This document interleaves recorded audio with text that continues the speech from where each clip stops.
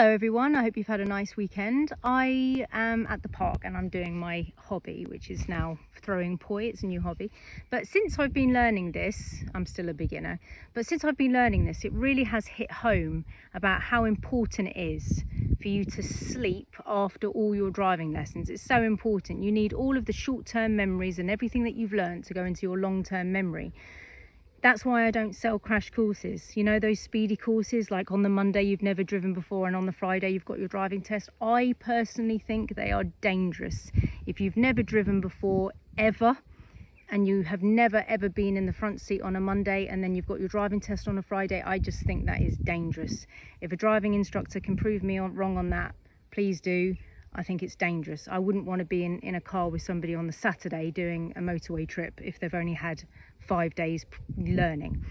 So learning my new thing of like throwing like literally 2 tennis balls round in socks, it really just shows how much your mind needs time to like remember patterns.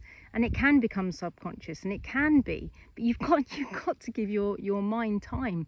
There's so many people who want to learn to drive quickly in as few lessons as possible, and it's just dangerous. A crash course is for somebody who's had experience on a motorbike, or previous experience from like years and years ago. They've got some basics of driving. Yeah, I agree with it then. But somebody who's never driven before, no, it's just not safe enough, guys. Yeah. You need to get the patterns in, you need to practice them, and then your subconscious mind needs to take over, so that when you're in a dangerous situation, when a car pulls out of you, you've got all of these skills just tucked away in your brain to be able to use them.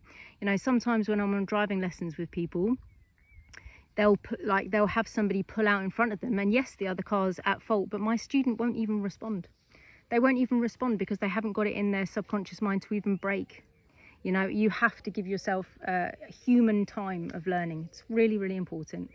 I've hit myself with these so hard, but I'm getting there, and that's because I'm allowing myself to learn it properly and to get it in my subconscious mind. And once it's learned, it's learned. It's like riding a bike. Once you've got it, you've got it, and you've got it forever, right? It's one of those things that don't go away. If you learnt it properly, it's one of those things that don't go away.